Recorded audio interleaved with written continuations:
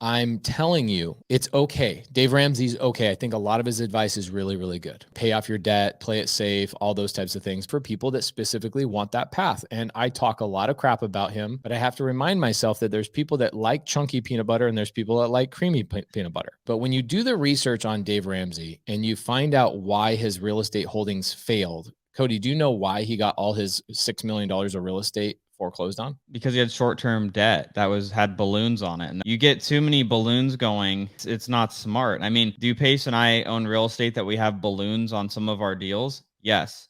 But are they most of our holdings? Absolutely not. We have a very small amount of our holdings and it's over either 5, 10, 15, 20 years. And where Dave Ramsey, his situation was a lot different, where all of his debt was bridge debt, where it was short term, the terms were going to change, or there was going to be a balloon where he had to get it paid. And yes, of course, if all of that comes due, and at the same time, you're going to have financial problems. So there's a good amount of stuff from Dave I don't agree with. I actually, when I was 20, went through his Financial Peace University and did like literally the envelope system and a lot of the strategies starting off, just to get thinking about money differently as far as like managing it instead of being a ding dong and spending everything that I was making and just, doing that. So there is good stuff to it, but it's to help you hone in from being a complete idiot about money. And it's like, hey, here's at least some sort of strategy for people that have zero financial education like I was. And then once you go through that, it's like you kind of have to graduate from Dave Ramsey if you want to build true wealth. It's like the foundation, I guess, or some building. That's a really good way to say it. I see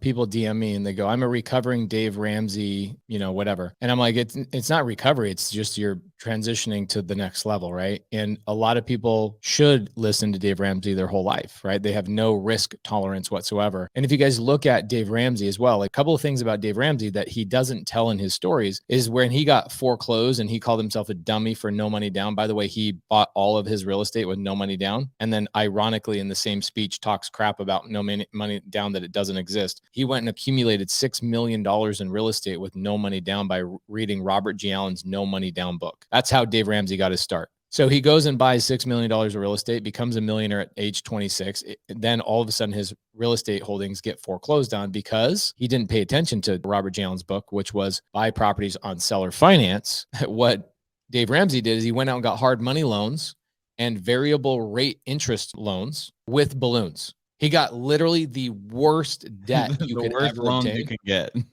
The worst loans you can get that don't even really exist today, but he still tells the story as if that is what's out there today, right? The industry has changed so dramatically. And so his advice is it's really hard for me to listen to him bashing it. But then when you realize where Dave Ramsey makes all of his wealth, where does he make his wealth? Because people like Michelle says, but he has a crap load of real estate now. He purchased it after the crash. Michelle, let's do the math. Okay. Where does he buy his real estate from? And how does he buy his real estate? Is it comes from him selling his audience on 401k packages at $30,000 to $60,000 setup fees. He is worth $200 million from his company of keeping people in this very small-minded track.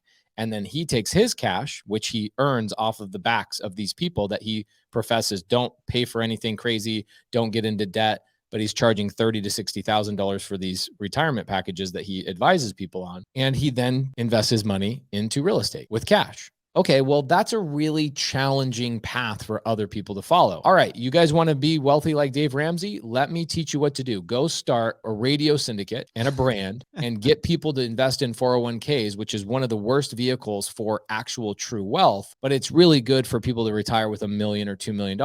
And let's get them into this track and bash everybody else so I can squeeze people into a $30,000 to $60,000 package.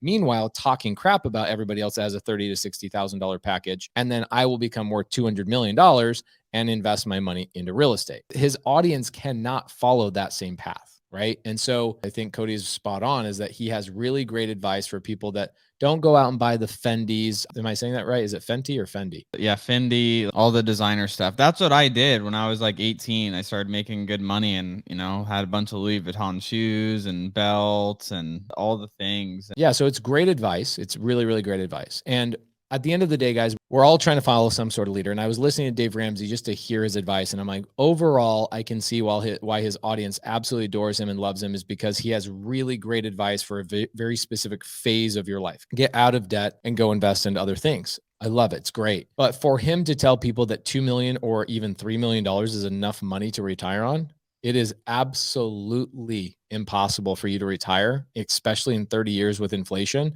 You will not retire with $1 or $2 million in your bank account. You won't. You'll live off the government for the rest of your life. If you retire with $3 million in 30 years from now, hypothetically, is kind of what his number is. $3 million 30 years from now will be worth about $1 million in today's money. What the F are you going to do with $1 million? Can you retire on $1 million, Cody? Could you? No, I mean, because you have to imagine, like, say if you're going to retire at 65 and you're going to live till 85-ish, like 20 years, like you have $1 million that you need to figure out how to make that last for 20 years. That's $50,000 a year, which is probably less than what you were making when you were working somewhere, and your expenses are probably going to be higher when you're retired because medical bills. I mean, I feel bad saying it, but it's like a lot of people that get into their 60s or 70s have medical expenses, and 50 grand a year, it's like you're not going to be able to do much with that. Think about this. Like if you go put $1 million